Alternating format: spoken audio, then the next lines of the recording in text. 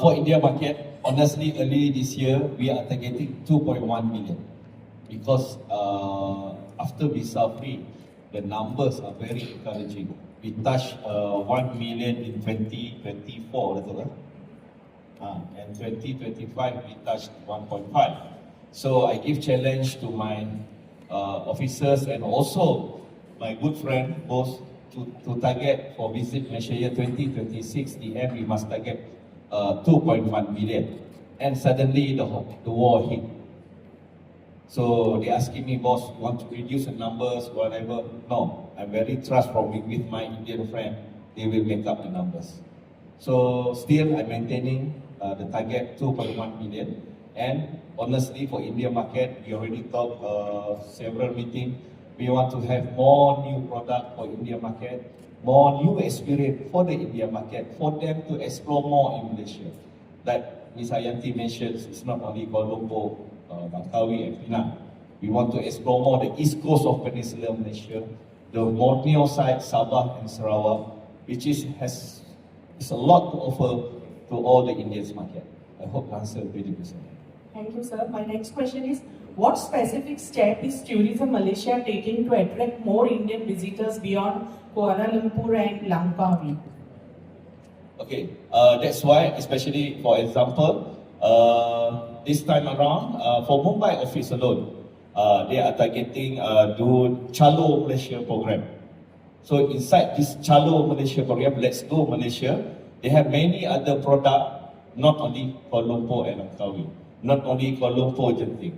They have a lot of, like I mentioned earlier, East Coast product, Sabah and Sarawak. That's how we promote Malaysia.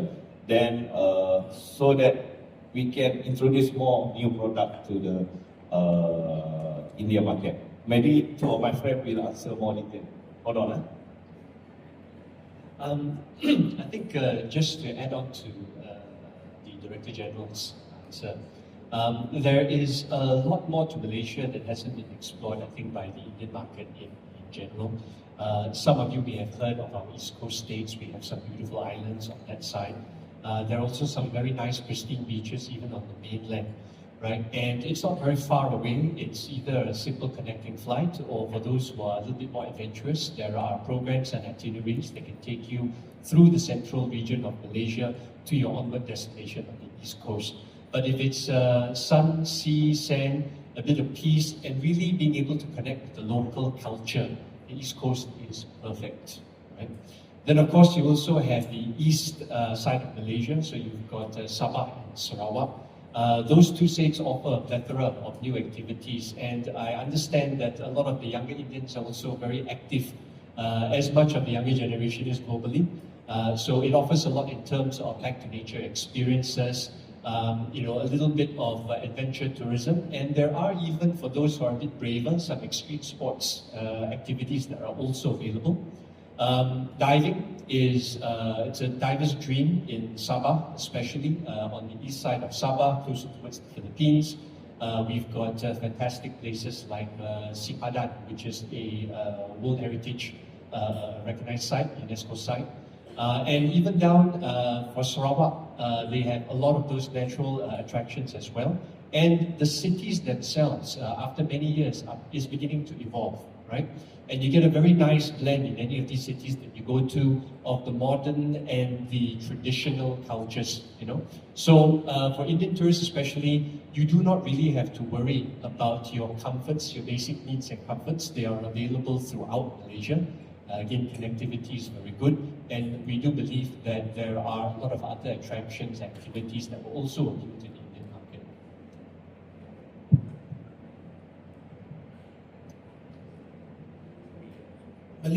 Product in Malaysia for Indian tourists is very appealing. There are lots available. I think that we give you some example. The focus very much into KL, then Genting Islands, which is the hill station. Then they have to take another flight to go to Penang or Langkawi. After Langkawi had a direct flight from Bangalore, the numbers increased much further.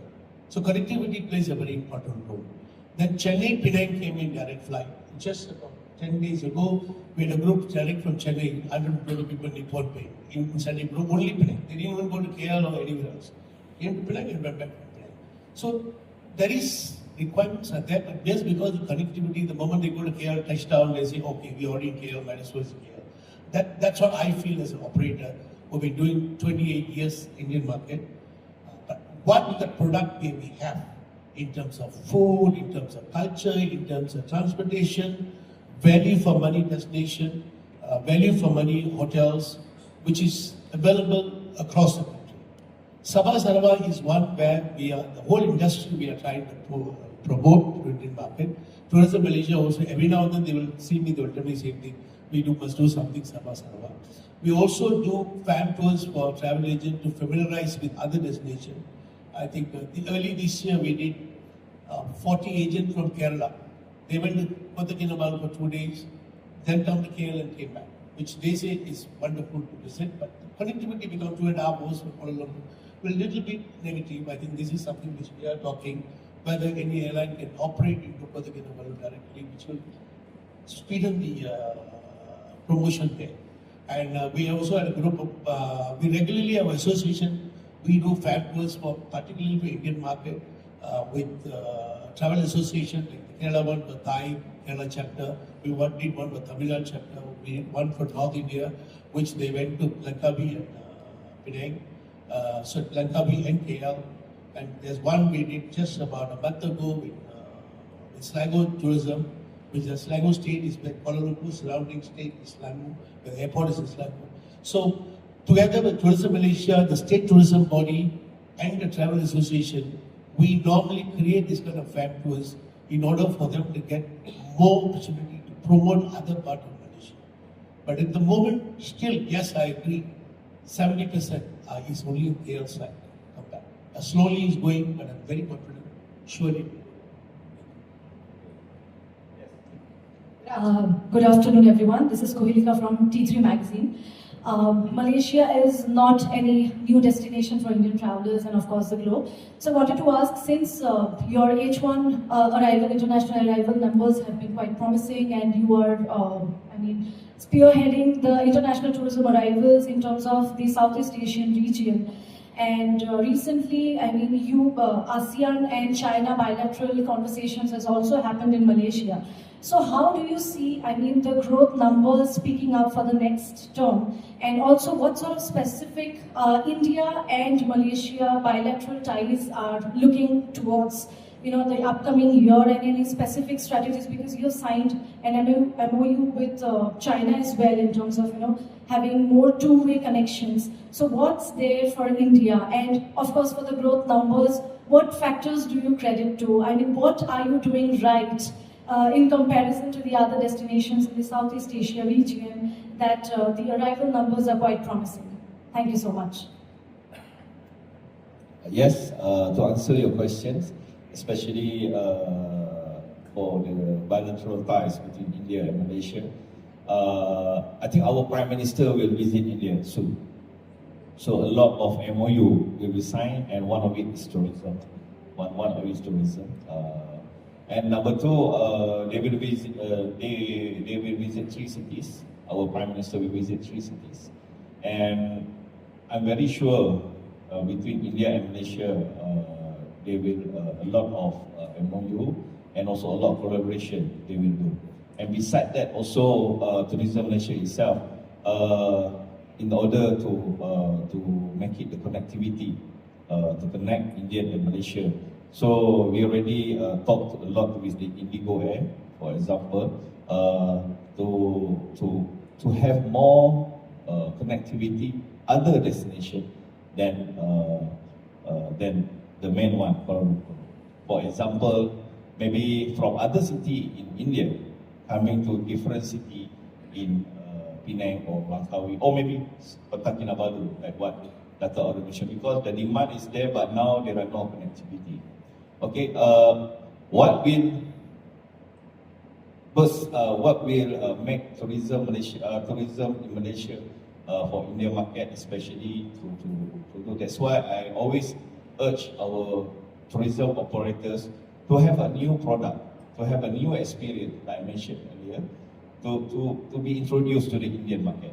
Because for example, like niche, women tourism, Sometimes I saw a group of only women, young Indian woman traveler. They come with the group, all women.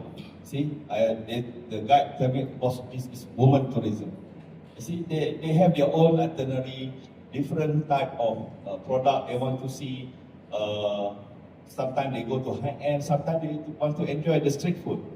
Okay, so that's why I say if we know our target market well, I think we will answer your first question that to achieve the numbers that we want. So the niche market is very important. Sometimes we want to do sport tourism, especially F1, even though it's a Bahrain F1, but we help Malaysia. And a lot of motorsport lovers coming from India also. I heard booking coming from India is increasing from 1,000 tickets they requested as for yesterday. So it is coming. Then we have MotoGP coming soon during November. That one already 5,000 pack already confirmed coming from India, but different booking. Yes, that's why we focus niche and more niche market in order for us to get more numbers. Yes, besides the normal things like weddings, MICE market, it always continue. We have 1,000 of MICE group coming to Malaysia. Of course, Police, Langkawi, Penang is popular. These two destinations and also Langkawi, Penang and Kuala Lumpur is popular among the MICE destination. So if everybody play their role, we will achieve what we target at the end of the year. Okay, Nigel?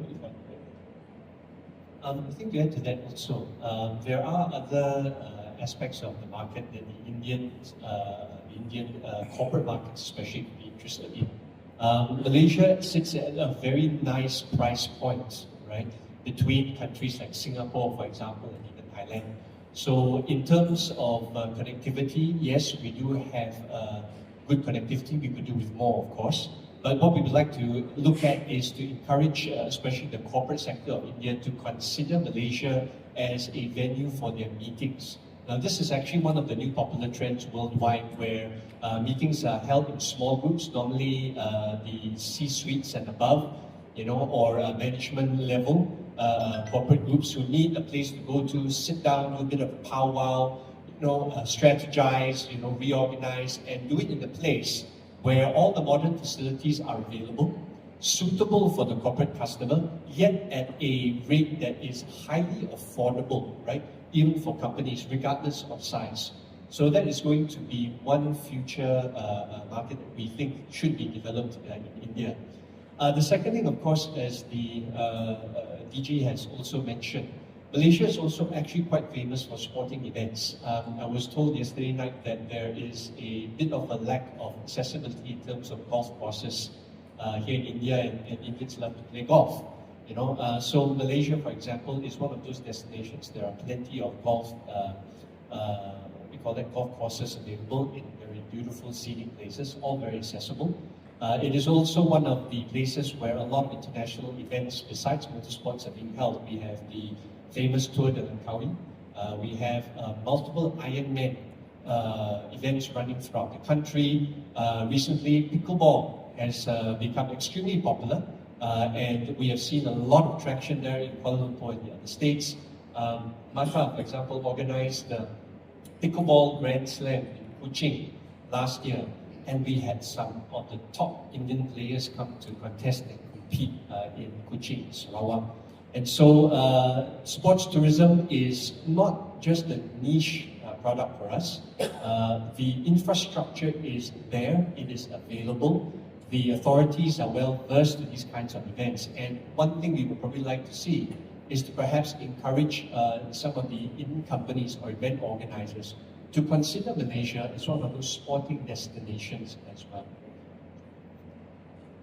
Okay, just to answer the first question, India is still a core member in ASEAN. Okay, it's not that just because it's in China we have neglected. India has a very strong presence in ASEAN.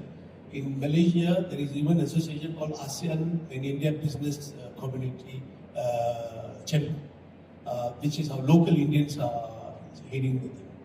And the other good example I would give you, two large countries, visa are always a problem, which is China and India. Where I think some of you, if it goes back to some people in the industry, Not long ago, 3 years ago, we had a lot of issues on visa, Indian to come to Malaysia. Process slow, rejection high, people go to airport, don't get visa, all these problems were there. But these two countries, Malaysia, made visa free, not just application. You don't have to apply. You just come to the airport, you give your thing, whatever document they ask you, visa free. That shows the commitment of Malaysia over the Indian market. You know, visa relaxation does not come from Ministry of Tourism. Am I right to say that? It comes from Ministry of Home Affairs. Ministry of Home Affairs is the government. I cannot speak on government. So it comes from Ministry of Home Affairs. And for Ministry of Home Affairs in many countries, they are not worried about tourism so far. Security, priorities are different. But in Malaysia, this Home Affairs gave visa free to these two large countries for the last 2 years, and which expected to extend next year as well. We have made request to the Ministry of Tourism through him of this. We are trying to get this approved for next 1 or 2 years again. Thank you very much. Good afternoon, sir. Can you throw some color on the holiday packages starting from 11,000? Are these corporate or individual packages? To answer that, if I may share on the slides of our current campaign, just running, starting 10th of August. It is Chalo Malaysia campaign with packages starts from 11,000 rupees. This is direct to consumers. And how we are getting this done through our DMC partner, the Indian DMC partner. Packages, we have special packages, not only Kuala Lumpur, we have targeted also this time to Cameron Highland. That is not new to Indian or even to other travelers, but this is one of the destinations that we have put in for this Chalo Malaysia campaign. The brand and visibility of this Chalo Malaysia campaign in Mumbai, because yes, of course, this is initiated from our Mumbai office. We work with Mumbai Metro Line 1 or the Blue Line, the metro train, for the external and internal branding of the train. We have put up our content and footages of Malaysia in ideally is actually for the branding and also tactical communication. Throughout the branding and awareness, we urge or to create demand for the commuters. I come to understand that it is almost 500,000 commuters daily commute between Versova, Andri and Lakopa. And these are the target travelers or the community that coming from corporate sectors, entrepreneurs and also families and young urban travelers, of course. And between our collaboration with our local partners, these have come out, and this campaign will last for until September. Why we choose this third quarter of the year for the campaign is during the festive season, of course. We come to understand also the Indian travelers, besides having the festival in India, there are some also travel abroad. And due to the awareness of our Visit Malaysia campaign 2026-2027, we take this opportunity as branding awareness. And this is our first time in India to do this branding using this train. You have seen Malaysia, for example, in London, we have run our London taxi, London bus, but this is first in India. Yes, madam. Good afternoon. So,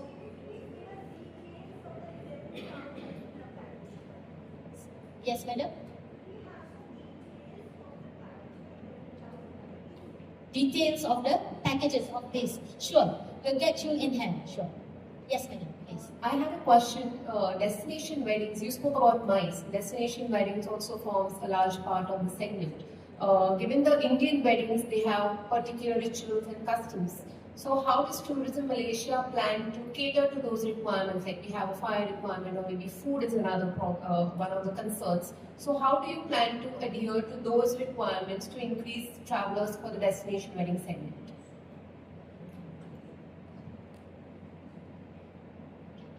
in terms of offerings for the Malaysia as a preferred wedding destination, I have to say as a preferred. We may be not the main wedding destination as a preferred comparing to our neighboring country, like I have to say here, Vietnam and Thailand. But in terms of facilities, I just spoke to you last night about this wedding destination, where the facilities that Malaysia have in terms of infrastructure for the wedding requirements, I come to understand also there's a lot of details for wedding requirement, especially for India. The venue itself, be it you want to doing your wedding on the highland, by the beach, in the city, we have that facilities in terms of the venue. Catering, I'm sure, due some of the requirements for the meals requirements. I come to understand also about the giant food, where the planners, the wedding planners from India, they bring their own chef and even the ingredients. But we, from Malaysia, stakeholders, especially from the hotel, we can cater the venue only to rental the kitchen to that extent. And of course, later Medato would like to add on the how the crowd arrangement on that. Please. Okay. Wedding, it is upcoming destination Malaysia. Compared as what Nati saying, compared to our neighbors, we are a little behind, but we are there. The only issue that's when it comes to, like, we have done some, our company has done it, even other organizers, other hotels has done it. If anybody knows Munna Maharaj in Calcutta, one of the most popular event chef, he brings in about 40 chefs to do it. He needs his own coach to come in to do everything. He does the, as friend says, they hire the whole kitchen, they do the whole marketing, everything comes. How much we put in from even the Indian chef, we, the hotel trying to put in. End of the day, the wedding family, their community, the expectation is far higher than what the hotel can prepare. That is one thing to understand. So last night we were talking to someone that we should talk to hotels where they could allow us to use their venue and kitchen, which the city hotels may not. Even the wedding planners, they don't want to have it in the city because they spend so much money and come and they go for shopping. So they like to do something little outskirt of the city area, maybe Langkawi. Kota Kinabalu, the Shangri-La had 2-3 weddings, very successfully they had. So the same thing, I think we have to look around outside now. The culture of bringing a chef, yes, there is a little bit of negative in the hotels, but I personally, as the industry, it is moving towards that direction. We have done it 1 or 2 hotels in Putrajaya. It will happen. I just want to add up a little bit about the wedding, destination wedding. From government side, when it's all confirmed they want to come, we ourselves as Tourism Malaysia, we will be stationed at custom immigrations. Why it's very important? Because they will bring so many jewelries. Jewelries. Yes. There were so many jewelries. So the custom, let's just say, maybe they want to sell. So we have to stand there. I experienced myself, I standing there by myself. No sir, this is for wedding. We have to show all the photos of Indian wedding and others.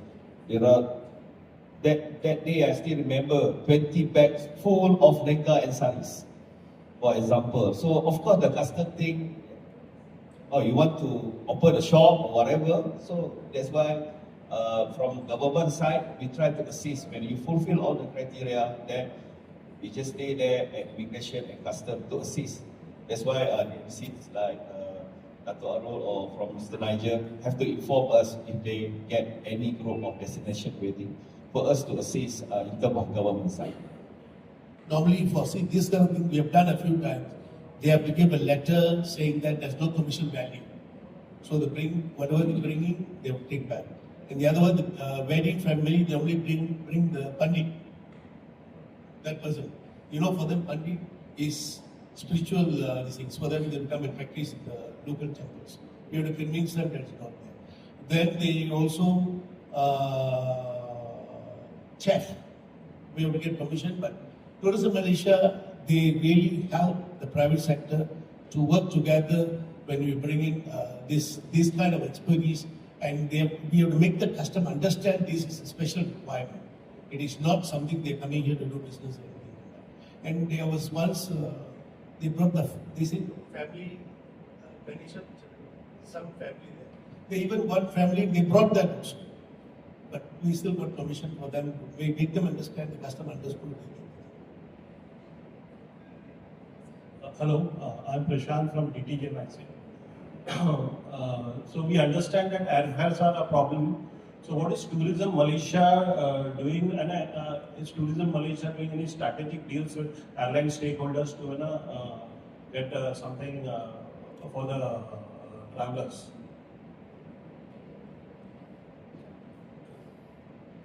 I think we all know airlines is commercially they operate. Tourism Malaysia will support most of the airlines. Like for example, Batik Air is joint venture. They support the airlines in this sort of promotion. And things like that. So Tourism Malaysia won't be able to determine the airfare. What is the airfare from point A to point B? I think it's a commercial decision by the private airlines. I think we all know most of the airlines are almost dead during COVID, and after that they all came back, and what they are today, at least is supporting the industry. It's not just Malaysia alone, other part of the world as well. So Tourism Malaysia in any promotion, for example, we are here today as a delegation, 40 delegates. Batik has given a special fare for us to come here to promote this event. So same thing whenever I mentioned earlier, we brought agent to bring fam tours. Malaysian Airlines, Batik, everybody has given special rate for these people to come and get the fam tours and come and promote the things there. And I think it's a commercial decision between the agents here and the airlines which are operating, both Indian carriers as well as the Malaysian carriers. But I don't see there's a major problem, but there's a slight price increase because of the current geo-global problems. Yeah, just to add on to that, I think Dr. Arul has already mentioned some of the challenges the airlines are going through. But in terms of strategic partnerships, on the commercial side, even associations like MATA and I believe also MITA and other associations, we have different relationships with the different airlines itself. So for us, it's going to be more an issue of how can we partner together with these airlines to open up new markets and routes. Now, once that happens, we do foresee that the current issue aside with the fuel prices, airfares will start to normalize, right, when more and more routes become available. So I think one of the things that we're doing together with Tourism Malaysia is trying to open up these routes, encourage more people to travel, and thereby encourage airlines to keep those routes more sustainable. But just to add, another thing is sometimes during some of the events that we hold here in India as well as in Malaysia, airlines do actively participate when they see a lot of consumer engagement. So for example, in Malaysia, we have very good airfares during some of our MATA fairs. For example, they're huge consumer fairs. And during those fairs and many others, airlines tend to have fantastic rates that are available not just to the Malaysian market, but also online as well in many cases. And so if travelers are booking for a particular season at a particular point in time, they can also expect to see very, very reasonable rates for travel between those countries. And sir, before I joined this media conference, I have meeting with online meeting with ministers, budget officers and others. We are requesting more budget to support the airlines, especially the new route, the new destinations. Even though they increase from 737-800 to Boeing 747, something like that, to make sure to sustain the flight. That from government. The grant not to support, like Dr. Arul said, not to support for the commercial element. It's more toward the promotion to sustain and to develop the connectivity between both. Then the government must come. And we also helping together with Malaysia Airport Berhad to give some incentive, 6 month free rental, something like that. There are a lot of incentive inside the Malaysia to encourage the foreign carrier or our national carrier, local carrier, to go to search for the new destination which has potential to come to Malaysia. If I may add on the smart partnership or the collaboration between Tourism Malaysia and the airline carrier. I give example, Tourism Malaysia has just recently signed MOU with Singapore Airlines. So why we use these foreign airline carrier to show that our support is not only concerning of Malaysia airline carrier, but we work closely with other airline carrier. For example, what's good, what's benefited to the Indian? Well, connectivity, as I said, as I mentioned earlier, is only coming from the 16 states direct into Malaysia. But some also goes direct to other country, for example, Singapore. That's why we ties with Singapore Airlines. Leveraging of people who have traveled in Singapore through our tour operators, we encourage our operators to sell 2 destinations or even 3 destinations. Like from the geographical where Malaysia is positioned, we are in between of Singapore and Thailand, Vietnam. So most of our agents here catering the packages of 3 destinations. And not only from Tourism Malaysia, we have this strategic partnership with Singapore Airlines. Our state tourism board themselves, for example, Sabah Tourism Board has just recently signed MOU with Scoot Airline. Why? Because from Singapore itself, they have direct flights to Kota Kinabalu.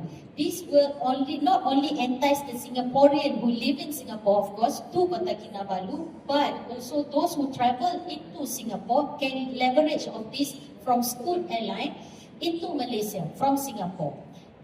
From Scoot Airline itself, operating from Singapore, we have 7 destinations into Malaysia.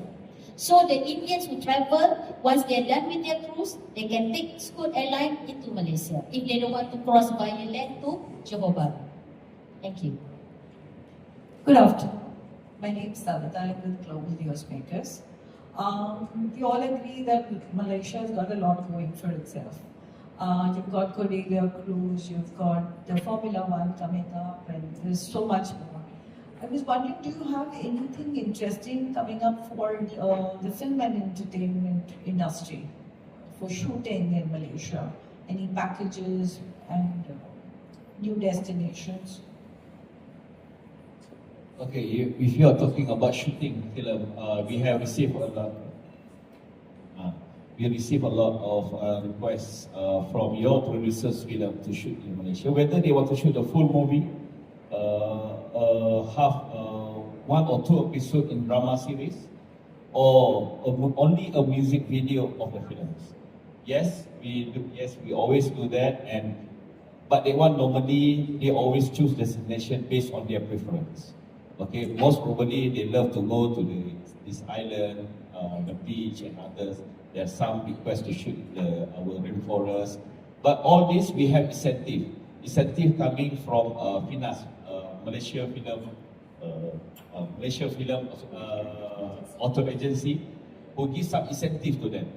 Gives some incentive like reimbursement. For example, if you fulfilling their criteria, then you will get some reimbursements. We support film destination promotions in terms of promoting that destination to be promoted. For example, this Dawn film from India, Dawn film, Shah Rukh Khan shooting and dancing at the beach, something like that. So this happened. I still remember Shah Rukh Khan went to Malacca just to not even do a shooting, but he just received an award there, and then Shah Rukh Khan post something on social media. Every Indian suddenly go to Malacca. So it's very important for us to have this kind of filming destination. Besides that, also there are 2 awards famous in India. Want to have an award in Malaysia. They plan to have an award in Malaysia.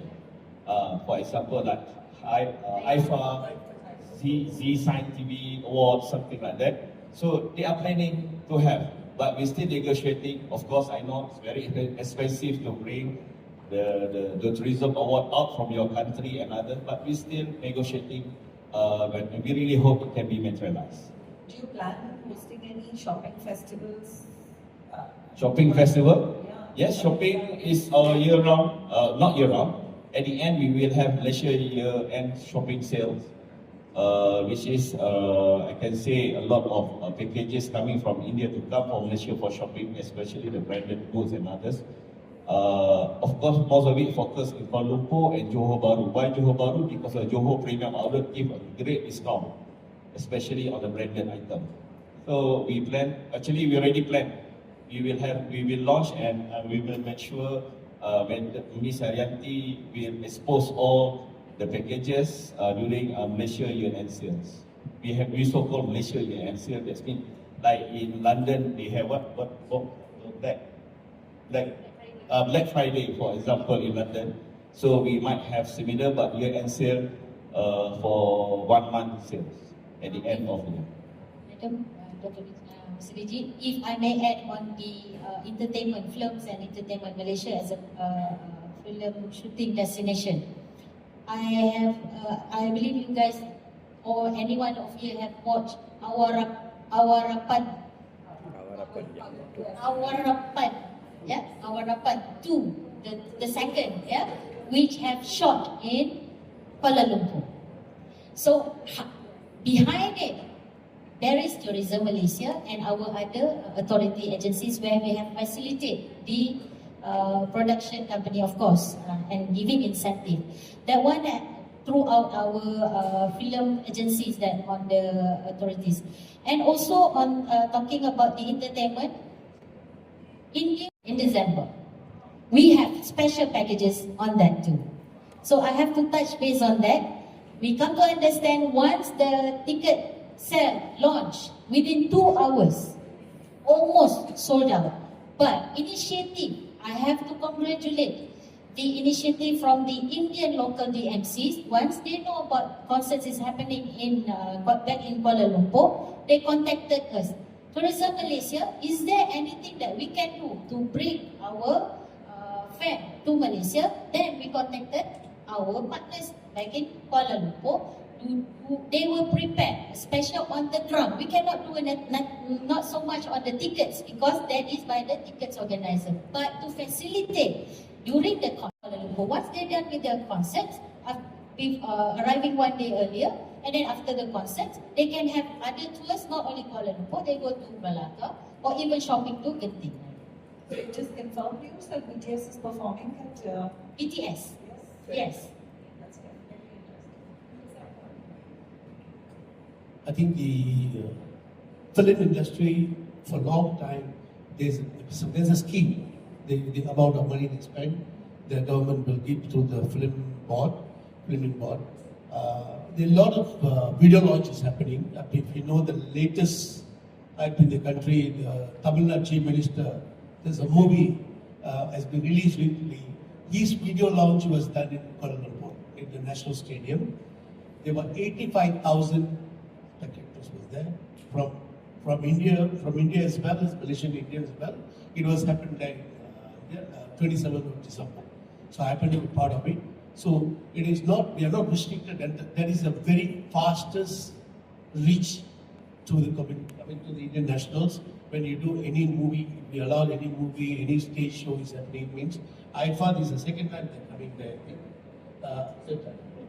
August they have confirmed, October is coming. So there are a lot of other things happening in Malaysia. And a lot of movies are shot in pockets, small things.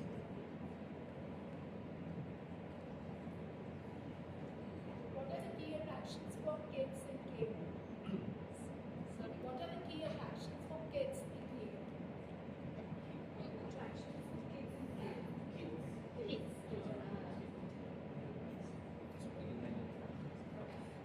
For kids, a lot really. Some of the most famous places in Kuala Lumpur, which is very family oriented, you've got Sunway Resort, a huge water theme park, a city on its own really within Kuala Lumpur. So you've got the theme park itself, you've got a number of hotels and resorts that are integrated. You've got malls as well, and of course, just to add on the side, they've even got universities and hospitals that are also connected within that city. That's in Kuala Lumpur alone. You've got some IP owners like Xenia that are there offering experiences for kids wanting to experience what it's like to be a pilot, for example, or any other sort of profession. You've got new theme parks. I think in Selangor we have the what's it called? Luge. The Luge, very exciting. You've got the Gamuda Cove, and you've got also other small attractions that are also running within the Klang Valley. You've got pets, pets in farm in the city type experiences, which are all very family friendly. And you've also got those which are more suited to maybe older kids that are more education oriented. You've got, besides the museums, you've got a lot of experiential sites to visit that are also catering towards those who are more interested in agricultural experiences, outdoor sports activities, science. The new Petro Science has just launched, I believe, in Ombak, which is a new, very futuristic looking shopping center, which is very, very close to the Kuala Lumpur City Centre itself. So these are just a number of the items that are available. There are a lot more actually. I don't know, Dr. Arul, you may be able to. Children, there are a lot of theme parks. One thing Malaysians, I don't know how, the investors, it's not government owned, it's private owned.